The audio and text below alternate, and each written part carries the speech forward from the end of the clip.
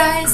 So today I wanted to be talking to you about artistic goals, how to set them, how to achieve them, and most importantly, how you can use these goals to improve big time in a really short amount of time. One of the biggest questions I get asked all the time is, how do I improve faster? How do I improve in general? And then the second question I get asked is like, how do you find time to make art because I'm so busy and I don't know what to do? This goal strategy thing that I've been using since this past September, so for about like 6 or so months now, has helped me tremendously. It's gotten my shit together. So something that I noticed when I was younger, like when I was in high school, is I would write, like New Year's Eve, I would write down like this huge list of things that I wanted to accomplish in the next year. I'd write down, I want to get better at hands, I want to get good at anatomy, I want to get better at landscapes. I would just write down all of these vague general ideas that I wanted to get better at.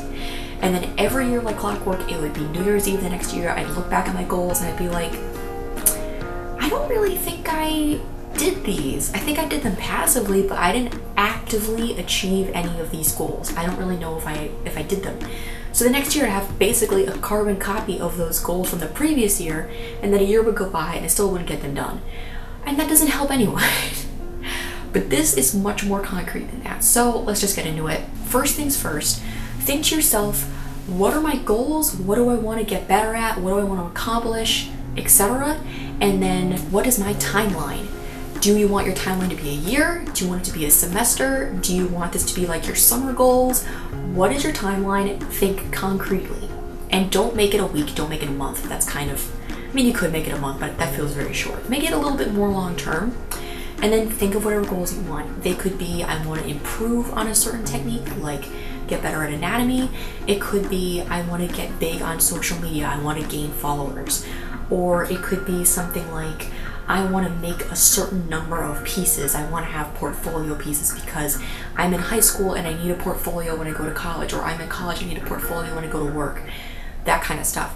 Write down your goals and then pick maybe 6 to 8 goals that you really want to focus on. Too many goals, you're going to get kind of flooded. Too few, not enough. So you're going to divide your little pie chart thingy into an equal number of those sections, okay? Now this is the key part. Think of your timeline, think of your goals, and now quantify your goals. If your goal is, I want to make more portfolio pieces, more personal projects, and my timeline is a year, then a good idea is, okay, I'm going to divide it, so I'm going to do 12 portfolio pieces in a year, which means each month I only have to do 1 portfolio piece. I know this is a good goal because Loish, that amazing digital artist that everyone knows, she has said in multiple interviews that that's what she does every single year. So that at the end of the year, she can put all of her pieces into a calendar. So that's something that you can do. If your goal is you want to get better at hands, instead of just thinking to yourself, well, I want to like get better, write down, okay, I want to do like 25 drawings of hands per month, and then 25 times 12 is a number that I'll put down below because I don't know math. You know, so that's more quantifiable. If you make a whole bunch of hands, you're definitely going to improve. And if you have a set number, 25, it's like, okay, so that's less than 1 hand a day. 1 hand a day. You can do that. If it's something like with social media, then you're going to, instead of saying followers, you can't control how many followers you make, right? Because that's another person's decision. But you can say, I want to post more. So then as you're thinking of your goals and quantifying them, you're going to like put them on the little chart, and you're going to just like put your end goal and then like stagger it. Give yourself those little bite-sized chunks. So then during the year or the semester or whatever your timeline is, as you accomplish those goals, you're going to shade in those little sections that you've completed. So as you like go through your year and you look at your little circle, you can say, okay, I'm doing really strong in portfolios because this corner is growing a lot, but I'm not doing so hot on drawing hands. So it holds you accountable. And then if you have a calendar, like a monthly calendar, get a monthly calendar. You can write as like a post-it little side note on your calendar, okay, I've made these yearly goals, and according to these yearly goals, I'm supposed to do this, all these different tasks, these 6 to 8 things per month. These are my bite-sized chunks, and you just write it on your calendar. And then you can tell yourself later, okay, it's like April 15th, you know, when am I gonna, like, I'm halfway through the month, how on target am I? Because I don't want next month for me to have 2 months amount of work to do. And if you just stay on top of this, if you just keep going and going and going, by the end of the year or the end of the semester or whatever, you will have accumulated an actual quantifiable body of work. You will have something that you can definitely say, I did this. Because the problem with goals is that if it's not quantifiable, it's not accountable. Your goals have to be accountable. You have to have something that if someone asked you, hey, did you practice your hands? You can literally give them a thing that says, yes, I did. I did 300 hands in a year, or I did 12 portfolio pieces in a year. Something that any outsider can see that you did, you know? All of these goals, they can be as interesting as you want to be or specific as you want to be. The other thing you have to keep in mind is don't set your goals too crazy high. I'm guilty of this. And don't make them too low. If they're really low, if you say I want to do like 3 portfolio pieces in a year, bruh, you're not going to do that. You're going to wait until like October or something. And then you're going to be like, oh yeah, I was supposed to do that. I don't really want to. You're just going to kind of like give up. So that's not good. That's not a challenge. You want your challenge to be at its absolute max because that'll get you the most improvement in that quantity of time, right?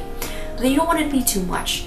I know some of you high schoolers are working a part-time job, you have AP classes, and you have after-school activities and volunteer work, as well as spending time with your family and your friends and your schoolwork, and you're swamped. So maybe 12 portfolio pieces in a year is too much. Maybe you want to bring it down to like 6, so you have 2 months to do a portfolio piece. That's still a lot. That's still 6 pieces by the end of the year. That's like half of a portfolio right there. So you're doing well, but you're giving yourself a little bit more time. Or if you're in college and you're working a part-time job and you're a full-time student and you have relationships and any other things in your life, I mean, that might be a lot. So you have to kind of adjust and think to yourself, what can I realistically do? What's gonna push me, but what's not gonna kill me? And the more you do it, the more you kind of get used to it. Sometimes I set my goals really, really high a lot. So it's something that I have to stay aware of. Stay aware of it for yourself, but remember, shoot for it, really put the time in. And speaking of time, I made a video months ago talking about making time for art, finding time for art. And it's a totally solid video. I would recommend that you watch it in conjunction with this video. I'll link it down below or somewhere in the ether. But what I'm gonna say in this video, just real short and quick, is you might be thinking to yourself, okay, Biana, I have these goals, I have this timeline, I have this cute little chart, but I don't know if I can do this because I don't have the time. Here's the thing. You have 24 hours in a day. The earth will not rotate slower because you have more goals on your to-do list, So you have a very set amount of time, and what you do with that time is yours. Some of that's going to get taken up by other important things like work, school, whatever, but you have time. And I'm sorry, this is a harsh truth, but you have to give up something in order to make room for something else.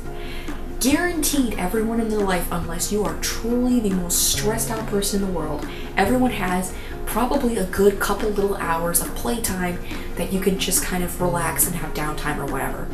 Not saying you should give up all your relaxation time for art, but you definitely have a little bit of time, probably 30 minutes to an hour at least, that you can put towards your goals. You have to make the time, and you have to cut something out to make that time. So let me tell you a story. When I was in high school, me and my friends were really into fandoms. Like, we would binge watch the shows, we would watch the episodes as they came out, we would read fan fiction, we'd make fan art, we went to conventions, cosplayed, like we were into that. So when I was in high school, like I had AP classes, I had after school activities, like I had things that I had to do for sure. But I always found time for fandom. I always found like 3 hours or something in the night for me to do this stuff. And then senior year, we had kind of gotten out of the fandom, and I realized how addictive my personality was and how much those fandoms were just sucking time out of my life, and how like when I was in a fandom, it was really hard for me to get away from that. So I was like, well, I'm out of one now, I'm just gonna work against getting in one. Like, I'm not gonna get in one. And that made a huge difference. Like a huge difference. I wasn't really missing it anymore.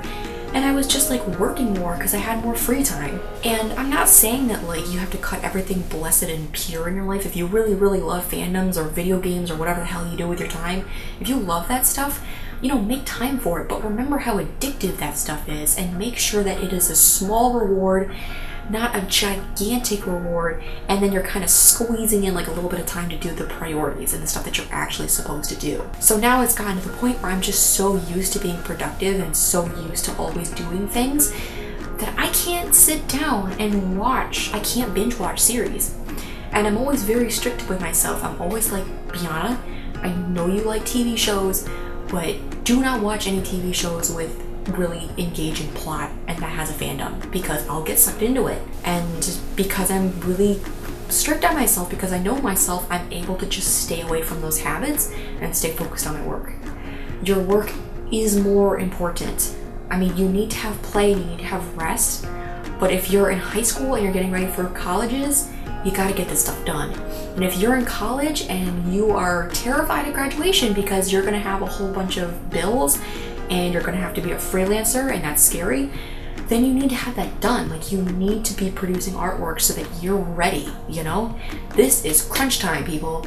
But I promise you, if you do this stuff, you're gonna go really, really far. I feel like I've gone so far since this past September, since I've done this, because I've accomplished so much. I've done 100 storefronts, I've done Melon in March, I've done multiple personal paintings, personal artwork, I've gained a huge following on social media because I've told myself I need to post X number of times a day. And I've even stretched it into things that aren't art related, like learning Spanish and making sure that I stay in contact with my friends. So it's really applicable, it's really good. If you have any questions about this stuff, you can leave it down below. I hope that I was clear with this stuff. And if you need any sort of pep talk or motivation, I'm always here for you guys, and I'll be continuing to make videos that will hopefully inspire you to get your work done. And speaking of work, if you want to see my personal artwork, you can catch me on Instagram, Snapchat, and Tumblr. Guys, listen, I don't really post much artwork on YouTube. I will occasionally post a sketchbook tour, but I don't post nearly as much of my artwork as I do on these other channels. So please, if you're interested in what I do, and if you have those apps already on your phone, click the follow button for me. It's Biana Bova for all of them, and it would mean a lot to me if you could see my stuff. That'd be really cool. So anyway, I hope you guys are having an awesome weekend. If it's still the weekend by the time I upload this. And I'll catch you in the next one. Bye, guys.